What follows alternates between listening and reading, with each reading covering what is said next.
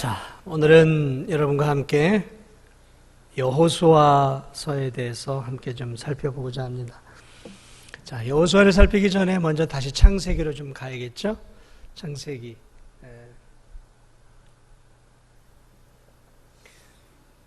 우주의 시작, 또 세상의 시작, 민족의 시작, 또 언어의 시작, 이 모든 것의 시작을 우리는 창세기를 통해 확인할 수 있죠. 자, 믿음의 시작은 어디서부터 시작이 되었는가? 믿음의 민족인 조상인 아브라함을 하나님이 창세기 12장 갈대아 우르에서 이렇게 불러내시면서 하나님이 아브라함을 통해 약속의 땅 가나안을 주시기로 약속을 하고 그를 불러내시죠. 그래서 창세기 12장부터는 이제 새로운 하나님의 백성이 이제 출현하기 시작을 합니다. 그리고 아브라함이 이삭을 낳고 이삭이 야곱을 낳고 야곱이 12아들을 낳으면서 창세기는 아브라함의 자녀들이 이렇게 성장해 가는 과정을 우리에게 보여주고 있습니다. 그러나 형들의 시기에 의해서 야곱의 12자녀 중에 하나였던 막내였던 요셉이 노예로 팔려가면서 창세기가 이렇게 이제 끝을 맺죠. 노예로 팔려가고 그리고 나중에 총리가 되어 그 가족들이 저 이집트에서 살게 되므로 창세기가 막을 내려요. 그리고 출애굽기는 이제 번성한 이스라엘 백성들이 이집트 바로왕의 노예처럼 살아가는 삶으로부터 이제 시작이 돼요. 그래 이제 수백만 명이 되어진 이스라엘 백성들이 이집트에서 이제 큰 민족으로 번성을 했지만 바로왕이 그들을 향해 노예로 대접을 하고 그들을 고통스럽게 만들어요. 그 부르짖음이 하나님께 들렸고 하나님은 드디어 때가 되어 모세를 부르시고 이제 모세를 위대한 지도자로 세우셔서 바로왕과 싸우게 하시고 10가지 재앙들을 통해 이집트에서 이스라엘 백성들을 출애굽 건져내시죠. 그래서 하나님의 기적 같은 역사 가운데 출애굽이 시작이 되고 광야길을 걸어가는 하나님의 놀라운 여정이 이 출애굽기에 쭉 진행이 되어집니다. 이 출애굽기를 하면서 하나님이 두 가지를 그들에게 주세요. 하나는 시내산에서 율법을 주어요. 너희는 이제 내 백성이고 내가 건졌으니까 내 소유야. 그러니까 이제 내 말대로 살아야 되는 거야. 그러면서 하나님의 백성으로 살라고 하나님이 율법을 주세요. 율법, 십계명을 주세요. 그리고 또 하나는 내가 너희와 항상 함께 할 거야. 그러면서 성막을 지으라 그래요. 그래서 40년 동안 이스라엘 백성의 중심에는 성막이 있었고 하나님을 상징하는 법궤가 그 성막 안에 지성소 안에 있어요. 그래서 40년 동안 하나님이 내가 너희와 늘 항상 함께 하겠다라는 눈에 보이는 표적을 그들에게 주시죠. 자, 그래서 이 출애굽기는 하나님이 이스라엘 백성들을 친히 죄에서 건져내시고 그들을 자녀로 부르시고 그들에게 어떻게 살아가야 할지 법을 주시고 또 그들과 동행하겠다라는 사인으로 성막과 법궤를 허락해 주시는 것을 보게 되죠. 자, 그리고 레위기로 넘어가서 이제 구원받은 하나님의 백성은 그럼 어떻게 하나님을 만날 수 있느냐? 그것은 바로 피 흘림을 통해 만나야 한다는 거죠. 왜냐하면 우리가 죄인이란 말이에요. 죄인인 우리가 하나님을 만날 수가 없었어요. 그래서 출애굽기에도 하나님을 만나기 위해서는 제사장만이 만날 수가 있었단 말이죠. 그럼 어떻게 만날 수 있는가? 짐승의 피를 너의 피로 대신해서 제사를 통해 그 피 흘린 뒤에 나를 만날 수 있다라고 해서 하나님을 만나고 하나님께 예배드릴 수 있는 그 방법을 레위기에서 가르쳐 주는 거예요. 그래서 어떻게 해요? 그래서 오 제사, 5개 제사와 7개 절기들이 나오면서 하나님께 예배드리는 방법과 하나님께 나아가는 그러한 절기들을 하나님이 레위기를 통해 가르쳐 주세요. 그러면서 구체적으로 하나님의 백성들이 어떻게 예배해야 하는지, 오늘 우리들이 어떻게 하나님께 올바른 예배를 드릴 수 있는지에 대해서 이 레위기에서 자세하게 설명해 놓고 있어요. 자, 이 이스라엘 백성들이 광야에서 그렇게 이제 하나님을 만나고 예배드리는 방법을 이제 배우고 그 과정 속에서 이제 민수기로 이제 넘어가죠. 그래서 민수기는 백성을 계수한다라는 그런 뜻이에요. 그래서 1장과 26장에 두 번 이스라엘 백성들을 계수하는 게 나와요. 1장은 이스라엘 백성들이 어디입니까? 가데스 바네아 그쪽에서 이제 이렇게 백성을 계수를 해요. 그때 60만 명 장정이 20에서 40, 60대는 장정이 60만 명이 조금 넘어요. 그리고 40년이라는 세월이 이제 그들이 죄를 지음으로 불신앙으로 인해서 40년 동안 헤매다가 드디어 모압 평지 가나안 땅을 앞둔 그 모압 평지 그러니까 그 요단강을 앞에 놓고 이스라엘 백성들이 40년 만에 다시 또 인구를 계수하는데 몇 명이냐면 60만 명이 넘어요. 40년 동안 20세 이상의 모든 남자가 다 죽었어요. 광야에서. 그런데 계수를 해보니까 40년 만에 계수를 해보니까 인구가 거의 똑같은 거예요. 그래서 이 민수기는 뭘 보여주냐면 비록 이스라엘 백성들, 하나님 백성들이 죄를 짓고 살아가지만 신실하신 하나님께서는 이 죄 지은 백성이라도 당신의 택한 백성을 끝까지 책임지시고 인도해 주신다는 하나님의 신실하심을 잘 보여주고 있는 책이에요. 그리고 이제 신명기로 넘어가서 그 모압 평지에서 이제 모세가 죽음을 앞두고 마지막으로 이스라엘 백성들에게 설교하는 세 편의 설교예요. 이게 신명기예요. 신이 명한. 그래서 모압 평지에서 모세가 이제 죽기 전에 유언적인 설교를 이스라엘 백성들이 하는 거예요. 이스라엘 백성들아, 너희들이 이제 저 가나안 땅에 들어가게 될 텐데 여기까지 오게 하신 것도 하나님의 은혜고 앞으로 지켜주실 것도 하나님의 은혜고 앞으로 저 땅을 들어가게 하실 것도 하나님이시다. 그러니까 너희는 여호와를 사랑하고 여호와의 말씀에 순종하는 사람이 되어야 한다. 비록 나는 들어갈 수 없지만 너희들은 저 땅에 들어가서도 변함없이 하나님만을 사랑하고 하나님만을 경배하고 너의 구주 되시는 하나님만을 사랑해라. 이것이 신명기예요. 신명기. 그리고 모세는 신명기에서 이제 죽죠. 그리고 이제 죽은 모세, 위대한 지도자 모세를 이어서 누가 이제 이스라엘 백성들을 이끌어야 되느냐? 오늘 여호수아에 나와 있는 여호수아예요. 그래서 여호수아가 떨리는 마음으로 모세를 이어 위대한 이스라엘 백성의 지도자가 되어요. 얼마나 떨리겠어요? 두렵고 떨리죠. 감히 자기가 자처하는 자가 위대한 모세를 이은 지도자가 되어 이 거룩한 이스라엘 백성들을 데리고 요단을 건너 저 가나안을 정복해야 되는 이 막중한 사명을 띠게 된 이 장군 여호수아는 너무너무 두려워해요. 그럴 때 오늘 여호수아 1장에서 하나님이 강하고 담대해라. 모세와 함께 했던 것처럼 내가 너와 함께하마. 그러면서 두려움과 걱정과 앞길에 대한 근심 가운데 있는 이 지도자 여호수아에게 모세와 함께 했던 은혜와 능력을 주겠다라고 모세를 격려해 주고 있는 구절이 오늘 우리가 읽은 구절이에요. 그래서 이 여호수아는 이렇게 이제 바톤을 이어받은 차세대 지도자 여호수아가 이제 이스라엘 백성들과 함께 하나님이 주실 저 젖과 꿀이 흐르는 가나안 땅을 정복해 가는 과정에 대한 내용이에요. 그래서 오늘 이 여호수아를 크게 이렇게 나눠보면 1장부터 5장까지는 이제 저 가나안을 정복하기 위해서 이제 준비하는 단계예요.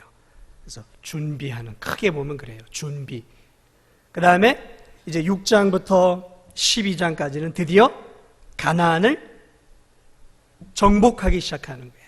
그래서 중부지방이었던 여리고와 아이를 점령을 하고 그 다음에 남부지방을 점령을 하고 그리고 북부 지방을 점령을 하면서 이제 이 가나안 땅을, 하나님 주신 땅을 소나기에 넣는 이 전투에 대한 것들에 대해서 상세하게 12장까지 기록이 되어 있어요. 그리고 이제 정복했으니까 이제 어떻게 해요? 13장부터 22장까지는 이제 그 땅을 12지파에게 어떻게 해요? 분배해 주는 것이죠. 하나님이 주신 땅을 분배해 주는 거예요. 분배해 주고, 그리고 이제 23, 24장은 이제 여호수아의 죽기 전에 유언적인 설교예요. 그러면서 죽기 전에 이제 모세와 똑같이 다시 한번 이스라엘 백성들에게 하나님의 은혜로 너희가 여기까지 오고 하나님이 주신다고 약속한, 아브라함에게 약속했던 그 놀라운 땅을 너희에게 주시지 않았느냐. 이제 너희가 어떻게 살아야 되겠느냐. 오직 하나님만을 사랑하고 하나님 말씀에 순종하면서 우상을 숭배하지 말고 그렇게 하나님을 사랑하고 이웃을 사랑하며 살아가야 된다. 하나님 백성처럼 이젠 살아가야 된다라고 여호수아의 마지막 고별 설교죠. 고별 설교를 함으로 여호수아가 죽음으로 이 여호수아가 끝이 나요. 이렇게 이제 크게 우리가 볼 수 있는 것이죠. 자, 그러므로 약속한 땅을 이제 모세의 바톤을 이어서 하나님 주시고자 한 그 땅을 들어가기 위해 준비하고, 그리고 전투하고, 그리고 정복하고, 그리고 그것을 분배하고, 그리고 이제 정착할 때, 그리고 모세가 여호수아가 유언을 함으로 이 하나님이 주신 약속의 땅이 마침내 성취가 되어지는 그러한 내용들이 오늘 우리가 보고 있는 이 여호수아의 전체적인 내용이에요. 자, 이 전체적인 내용을 우리가 기억하면서 이제 조금 더 세부적으로 여러분과 함께 여호수아를 좀 나눠보고자 합니다. 아까도 말씀드렸지만 이 1장에 대한 내용은 뭐냐면 여호수아에게 하나님이 용기를 북돋아 주는 거예요. 용기를 북돋아 주고, 너희가 뭐라고 얘기했냐면, 여호수아야, 네가 승리하는 방법은 하나다라고 알려줘요. 군비를 축적을 하고, 그리고 군량미를 쌓고, 군대를 증강시키고, 말을 늘리고, 병법을 연구하고, 이렇게 해야 네가 승리할 거라고 하지 않고, 오늘 1장을 보면 뭐라고 얘기했냐면, 좌로나 우로나 치우치지 말고 하나님 말씀대로, 내 말대로 순종하면 승리할 거라는 거예요. 기가 막힌 거죠. 전투를 앞두고 있는 여호수아에게 어떻게 싸워야 될지, 어떻게 뭘 준비해야 할지가 아니라 하나님만을 신뢰하고 하나님 말씀에 순종하기만 하면 저 땅을 어떻게 한다라는 거예요?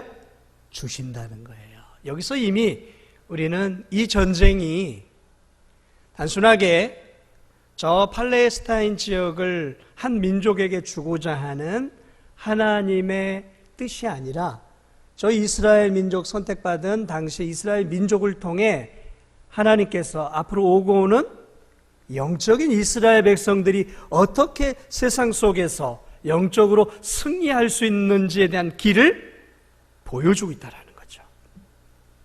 그렇죠? 영적으로 우리가 승리하려면 어떻게 해야 돼요? 하나님 말씀대로 순종하며 살면 승리한다라는 것이죠. 왜요?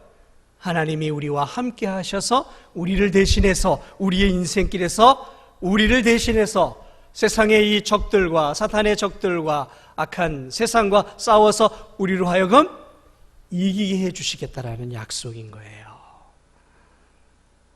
그러므로 이미 1장에서부터는 이것이 단순한 한 지금으로부터 수천 년 전에 있었던 한 민족에 대한 이야기가 아니구나.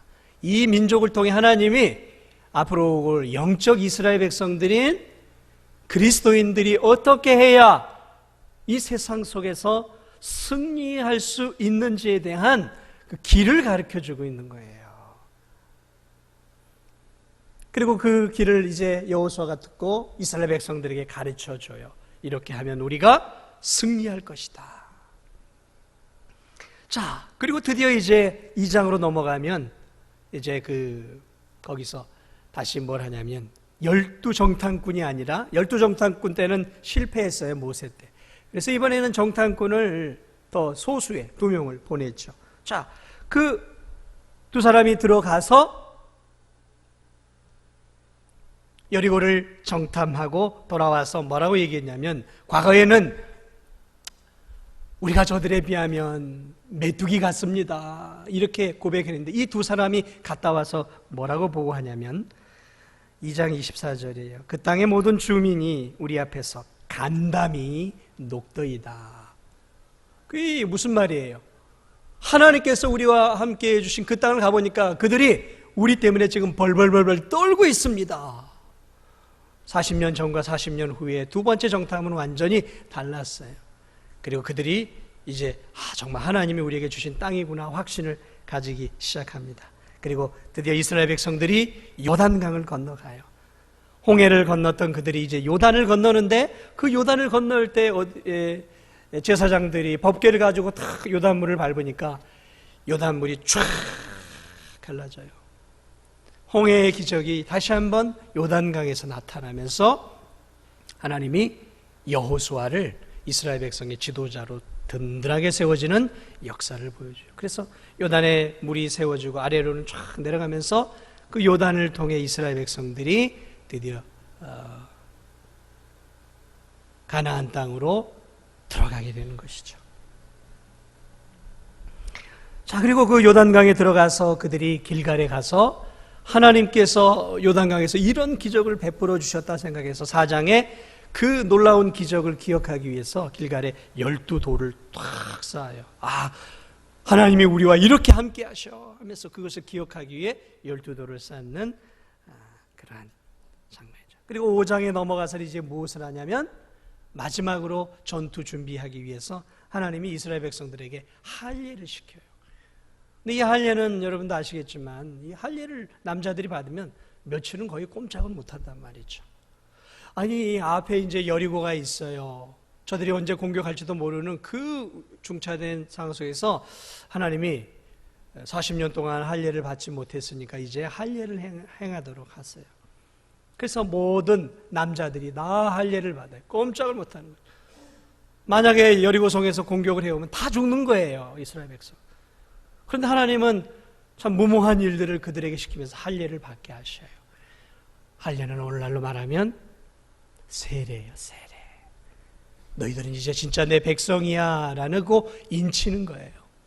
그리고 할례를 받게 하신 이후에 무엇을 또 하게 하냐면 유월절을 하게 해요. 유월절. 출애굽할 때 유월절 했던 그 유월절을 그들이 또 40년 만에 가져요. 유월절이 뭘 상징해요? 유월절은 오늘날 말하면 성찬식이에요. 성찬식.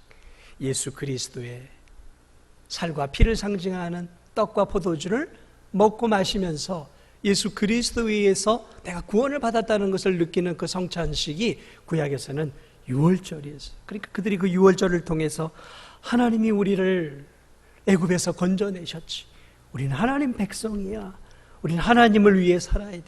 그러면서 그들이 무엇을 하게 되냐면 그 두 가지를 통해 하나님의 주시는 그 할례, 백성으로 다시 한번 인쳐지고, 그리고 유월절을 통해 하나님의 자녀라는 그 정체성을 이스라엘 백성들이 싸움을 앞두고 하나님이 허락을 해요.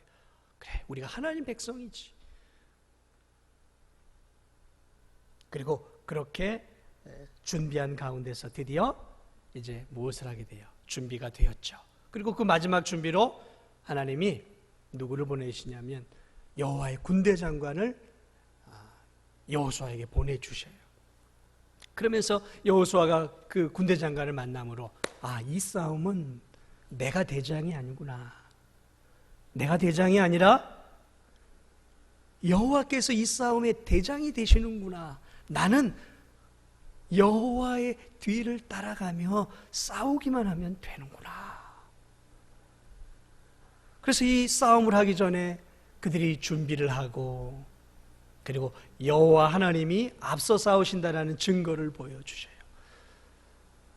자, 얼마나 힘이 되겠어요. 그리고 6장부터 이제 전투를 시작하고, 여러분도 알겠지만 6장에서 여리고를 어떻게 무너뜨려요? 함성으로 무너뜨리잖아요.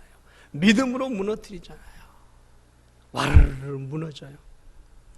놀라운 하나님의 역사가 일어나죠. 그리고 7장에 아이성 전투를 해요. 그런데 아이성 전투는 여리고보다 훨씬 적은데 이스라엘 백성들이 완패하고 말았어요.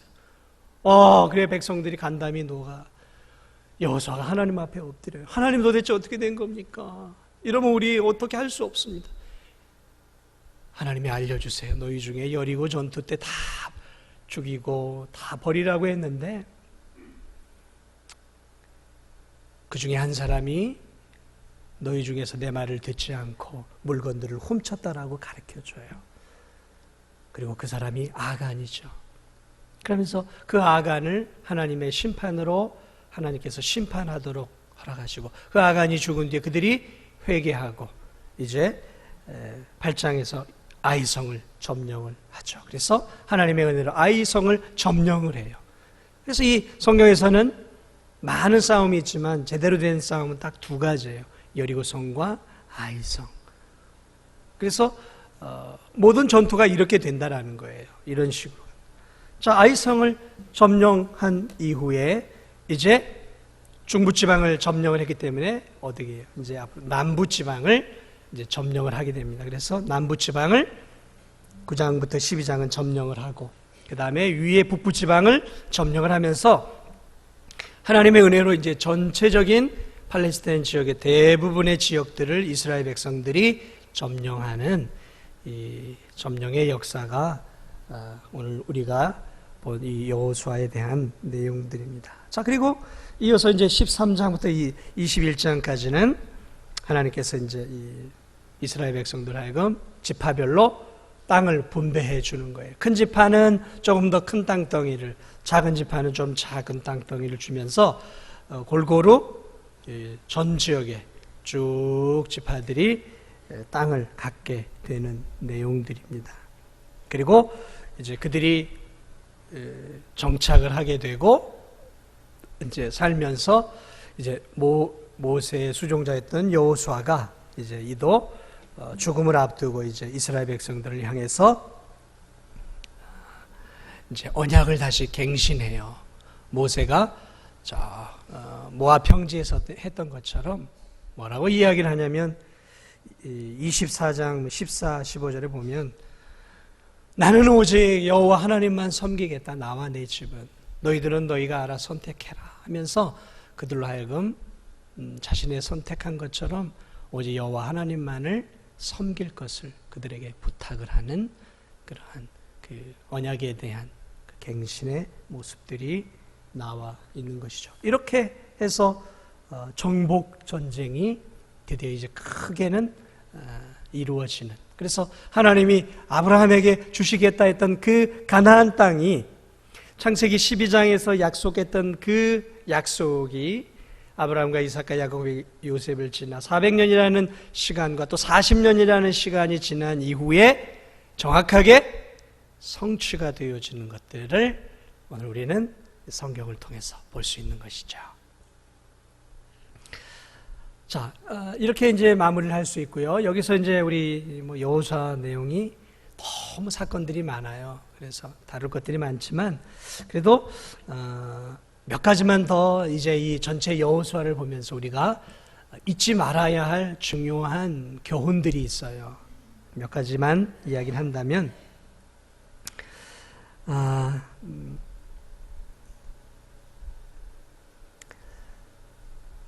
이 싸움이 하나님이 싸우는 싸움이다라는 것이죠.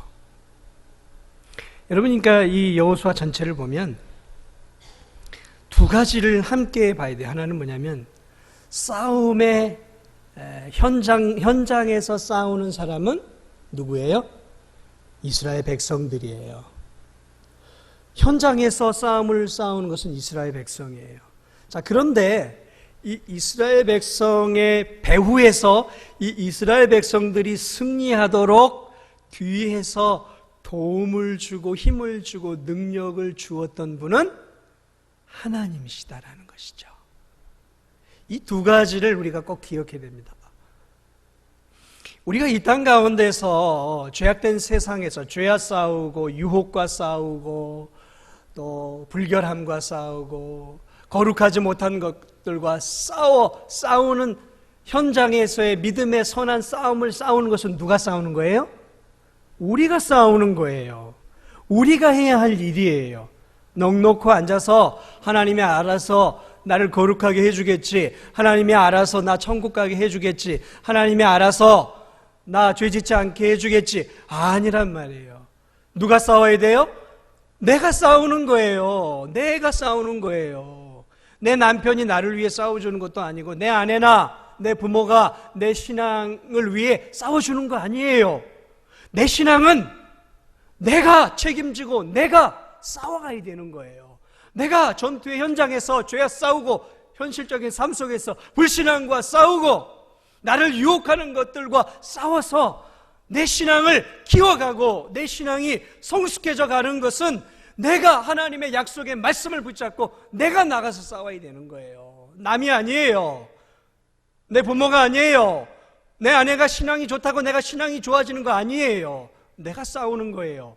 그런데 내가 그렇게 싸울 때 결국 이 싸움 전체를 주도하고 이 싸움 배후에서 이 싸움이 승리할 수 있도록 뒤에서 힘을 주고 나를 붙잡아주고 나에게 지혜를 주고 내가 무능할 때는 하나님이 강권적으로 능력을 베풀어 주셔서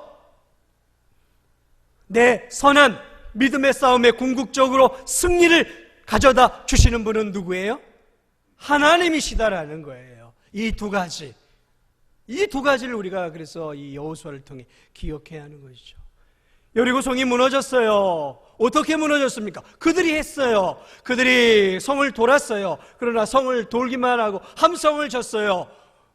하라는 대로 다 했어요. 그러나 결국 성을 무너뜨리신 것은 누구십니까? 하나님이시죠. 하나님이 무너뜨려 주신 거예요. 아이성에서 아이성 싸움을 보면 거기서 누가 지혜를 주세요? 하나님이 다 지혜를 줘요. 매복조 여기에 숨고, 그리고 공격조, 그리고 공격하다가 후퇴조, 그 다음에 치고 빠지고 다시 감싸서 점령하는, 죽이라는 거죠. 완벽한 아이디어를 누가 주셔요? 하나님이 주셔요. 하나님이. 그러므로 여러분, 우리가 이 땅에서 믿음을 가지고 선한 싸움을 싸울 때 우리의 앞에 이 적은 골리앗과 같아요.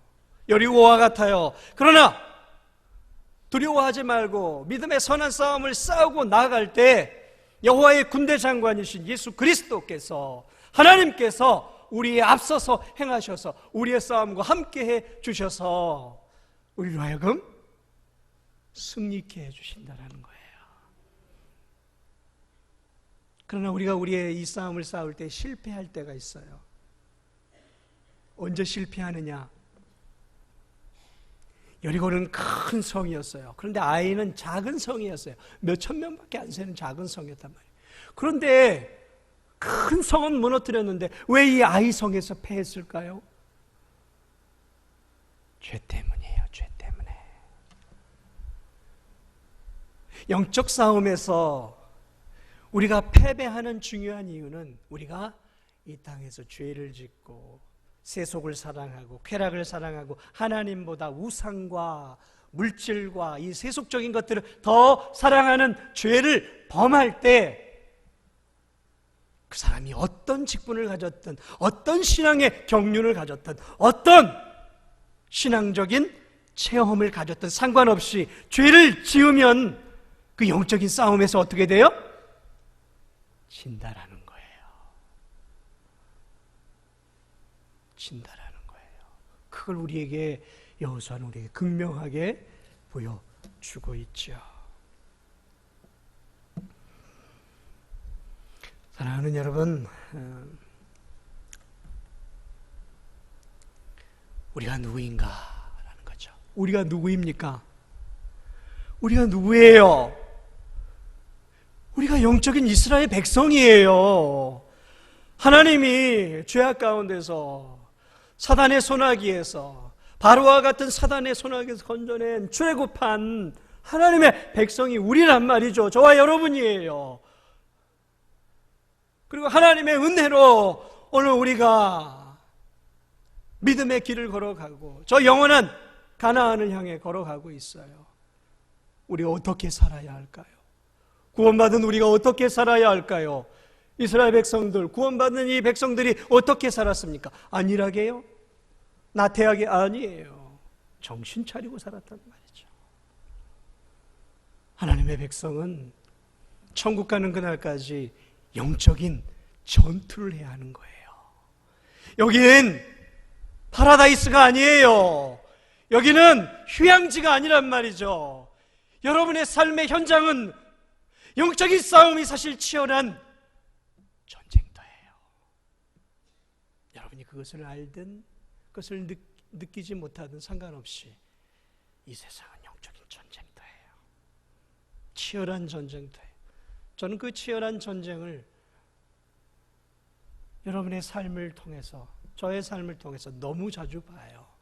얼마나 사탄 마귀가 치열하게 우리 성도들을 괴롭히고 있는지, 저를 힘들게 하고 있는지, 이 교회를 공격하고 있는지 저는 어느 정도 보여요.